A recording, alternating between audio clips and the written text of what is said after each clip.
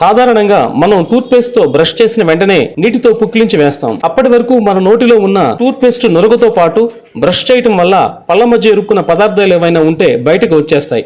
అయితే ఇదంతా సాధారణంగా మనం అందరం చేసేదే. అయితే ఇలా చేయటం వల్ల మన దంతాలను మనమే డ్యామేజ్ చేసుకున్న వారం అవుతాం అంటున్నారు డెంటిస్టులు. ఎందుకంటే మన బ్రషింగ్ కోసం పేస్టును వాడేది అందులో ఉండే ఫ్లోరైడ్ కోసమే. ఇది పళ్ళ మీద ఉండే ఎనామిల్ను కాపాడుతుంది, అలాగే కేవిటీలను రాకుండా అడ్డుకుంటుంది. ఇక బ్రష్ చేసిన వెంటనే దీనిని దంతాలపై కాసేపు ఉండనివ్వాలని దంత వైద్య నిపుణులు సూచిస్తున్నారు. నోట్లో ఉండే పేస్ట్ నురగ బయటకు ఉమ్మివేసిన తర్వాత మన పళ్ళపై పేస్టు పలచటి పొరలాగా కాసేపు ఉండనివ్వాలి. అప్పుడే అందులో ఉండే ఫ్లోరైడ్ పళ్ళకు పట్టుకుని ఉండి ఒక కోటింగ్ లాగా ఏర్పాటు చేస్తుంది. ఇది మన పళ్ళకు రక్షణనిస్తుంది.